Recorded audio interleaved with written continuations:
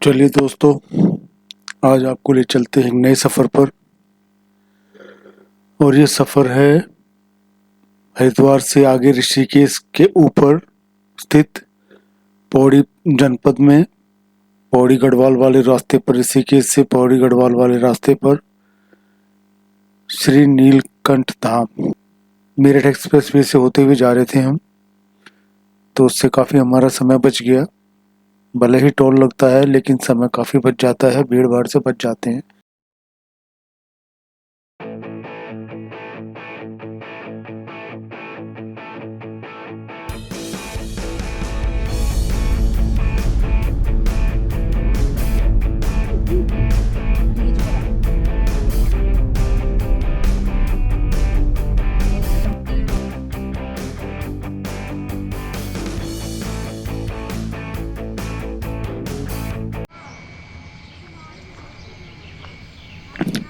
ये अपनी गाड़ी है, बड़ा अच्छा परफॉर्मेंस दिया इसने।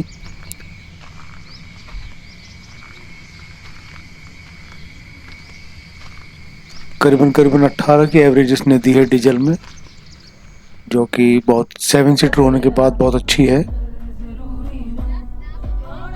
रास्ते अच्छे थे वहाँ नीलकंठ तक जाने के ऋषिकेश से, लेकिन काफी वाइड नहीं थे वहाँ पे। ये जो रास्ता है ये तो ऋषिकेश से निकलने के बाद है। ऋषिकेश से जब हम ब्रह्मपुरी की तरफ जाते हैं तब ये रास्ता है चौड़ा, लेकिन ब्रह्मपुरी से जब हम पुल क्रॉस करके नीलकंठ की तरफ जाते हैं तो रास्ते बड़े नैरो हैं। ये रास्ते में हमने एक जगह गाड़ी रोकी और वहाँ के जो पहाड़ों के जो सीन थे जिनको देखने के लिए हम आए थे, और सावन का महीना चल रहा था।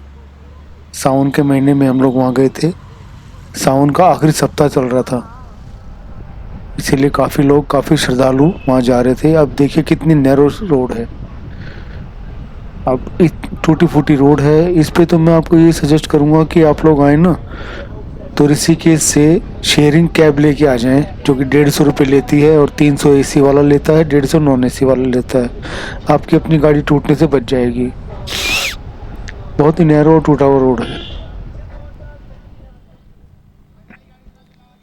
लेकिन पहाड़ों में सावन के महीने में आने के बाद कुछ छटा ही अलग होती है।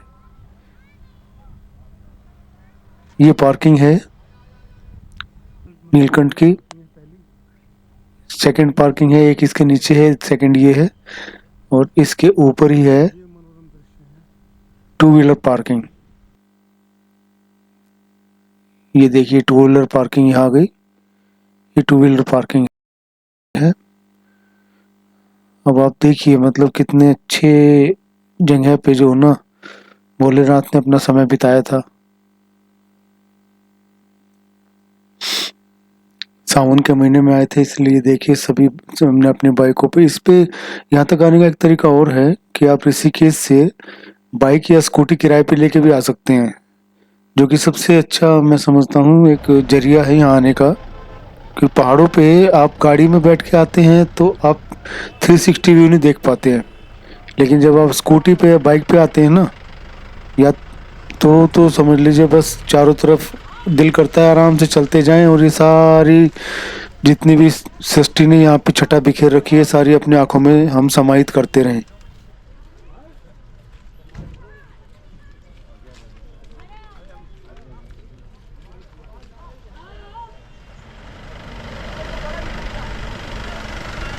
ये शेयरिंग कैब है साहब, ये कैब वाले हैं, ये 150 रुपये में आपको यहाँ छोड़ देते हैं।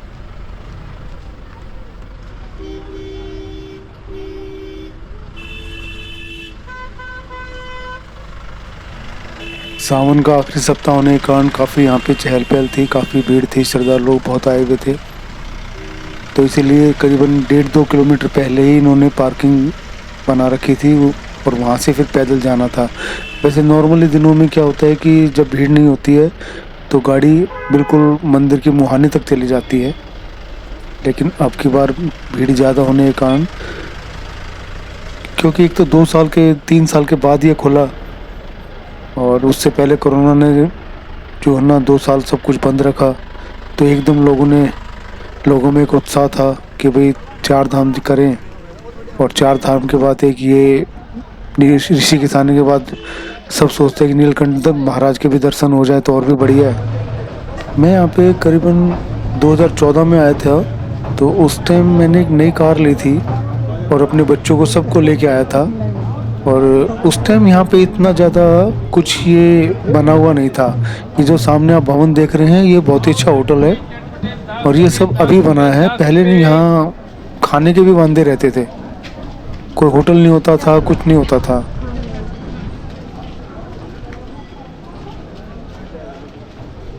लेकिन अब तो यहाँ पे बड़ा अच्छा इन्होंने सब बना दिया है, इतना बड़ा कॉम्प्लेक्स बना दिया है। यहाँ पे खाने का रहने का सारा प्रबंध है। अब नीलकंठ महाराज की मैं आपको कहानी सुनाता हूँ। ये मंदिर है जी, ये मंदिर परिसर का, ये हम आ गए हैं नीलकंठ धाम मंदिर। जय हो भोलेनाथ की। जो वास्तुकला आप देख रहे हैं ना, ये बिल्कुल साउथ इंडिया वालों जैसी है। जैसे साउथ इंडिया में मंदिर मिलेंगे वैसे ही ये वास्तुकला है। ऐसे ही धारी देवी मंदिर में भी यही वास्तुकला है और बद्रीनाथ में भी यही वास्तुकला है। बहुत गहरा संबंध है हमारा दक्षिण से। दक्षिण के जितने भी पुजारी हैं हमारे, बद्रीनाथ और कैलाश, केदारनाथ और हर जगह जो है ना बड़े बड़े मंदिरों में हमारे साउथ के ही पुजारी आते हैं और वही उसका सारा पूजा पाठ और सारा संचालन करते हैं। अब मैं आपको नीलकंठ महाराज के मंदिर की कहानी सुनाता हूँ।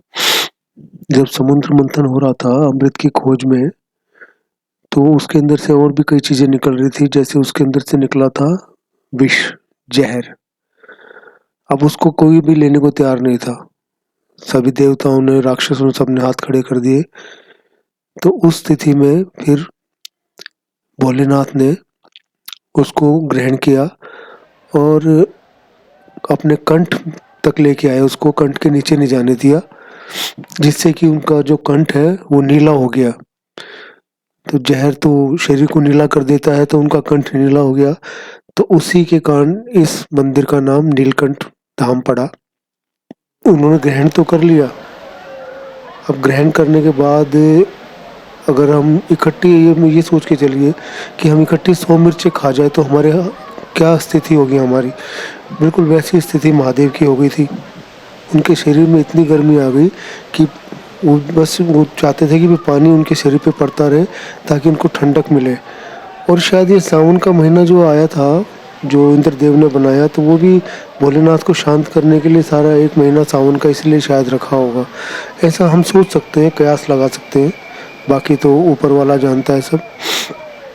तो एक मान्यता ये भी है कि हमारे जो धर्म में जो शिवलिंग के ऊपर जल चढ़ाया जाता है, तो वो प्रथा भी यहीं से शुरू हुई। क्योंकि शिव जी की जो पूरी देह, पूरी बॉडी जल रही थी, तो उन्होंने उनके ऊपर झरने के नीचे बैठ गए और वो 60,000 साल तक यहीं तप करते रहे। 60,000 साल। नहीं विश्वास हुआ ना, होगा भी नहीं। खाली उस आदमी को विश्वास होगा जिसको अपने परदादा का नाम पता होगा। हम लोग आजकल आज खाया, शाम को खत्म किया, सुबह अगले दिन जो है ना जानवर की तरह लग जाते हैं। हमें नहीं, इन चीज़ों को हम विश्वास नहीं करते इन चीज़ों पे, लेकिन सब कुछ है। 60,000 साल बीते होंगे। तो 60,000 साल महादेव ने यहाँ बिताए और तब पार्वती जी ढूंढती उनको यहाँ आई और तब उनको यहाँ से लेके गई। तो महादेव ने अपने जो मणि थी अपने गले में, जो नीलकंठ के उसके अंदर मणि बन गई थी, वो उन्होंने यहाँ पे लिंग की जगह स्थापित की थी। तो ये अकेला ही ऐसा मंदिर है जिसके अंदर जो शिवलिंग है वो मणि के रूप में है, ना कि एक शिला के रूप में। तो ये इसका इतिहास है। बाकी मेरा ये ज्योतिष आकलन ये कहता है कि जिस कुछ आदमी ऐसे होते हैं हमारे समाज में, आप देखोगे तो वो बड़े गुस्सेल होते हैं। उनके अंदर मिनट मिनट में गुस्सा आ जाता है। कान जो है उनके लाल रहते हैं, सर्दी उनको लगती नहीं है। तो ऐसे आदमियों को यहाँ पे आके जरूर जल चढ़ाना चाहिए। उनसे उनको थोड़ी शांति मिलेगी, क्योंकि जिस जल ने जहर को शांत कर दिया तो क्या उस आदमी को शांत नहीं कर पाएगा? वो जल पक्का कर पाएगा। तो इसलिए ये इसकी सारी कहानी है। बोलो भोलेनाथ की जय।